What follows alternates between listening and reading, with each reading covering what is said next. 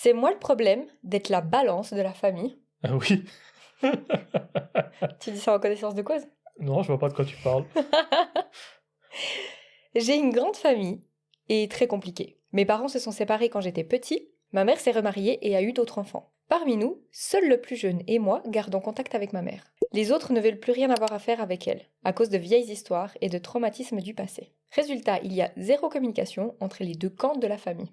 Les nouvelles ne circulent jamais normalement, donc j'ai pris l'habitude de tenir ma mère un peu au courant. Des choses banales du genre: un tel a un nouveau boulot, sans jamais donner trop de détails. Je ne fais pas de commérage, juste des infos que n'importe quel autre membre de la famille aurait pu lâcher en passant. Ouais, tu balances quoi. Elle essaye de justifier là, on dirait. Récemment, un de mes frères-sœurs, parce qu'elle veut pas dire plus, s'est fiancé, a eu son permis et a obtenu son premier logement. Tout ça en 1 an. C'est énorme puisque ce serait le premier de la fratrie à se marier et à devenir propriétaire. J'étais super contente et évidemment, j'ai partagé la nouvelle avec ma mère qui était tout aussi excitée. Petit aparté. Ma mère est le genre de personne qui s'attribue tout le mérite dès qu'il arrive quelque chose de bien à ses enfants, même si elle n'y est pour rien. Je pense qu'elle fait ça pour se rassurer. Du style, si mes enfants réussissent, c'est bien la preuve que j'ai pas été une si mauvaise mère que ça. Sauf que non, elle nie tout, refuse d'assumer quoi que ce soit, et je me dis souvent que les choses pourraient commencer à guérir si elle reconnaissait simplement ses torts. Mais bon, ça n'arrivera probablement jamais. Si je garde quand même un lien avec elle, c'est surtout parce qu'elle est plus proche des plus jeunes et que ça me permet de garder un œil sur eux. Et aussi parce qu'elle est malade depuis peu, donc je l'aide.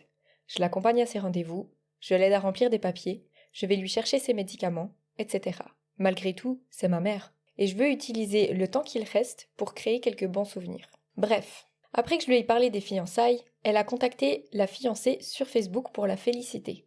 Elle lui a parlé de potentiels petits-enfants et a dit qu'elle voulait mieux la connaître. Sauf que ça a franchi une énorme limite. Mes frères et sœurs sont furieux, et à juste titre. Et maintenant, c'est la guerre ouverte. Les vieilles blessures ressortent, les accusations pleuvent, et les plus jeunes, qui n'étaient pas encore nés pendant nos années les plus dures, sont en train de découvrir toute l'ampleur de la négligence et de la maltraitance qu'on a eu subie. C'est le chaos total.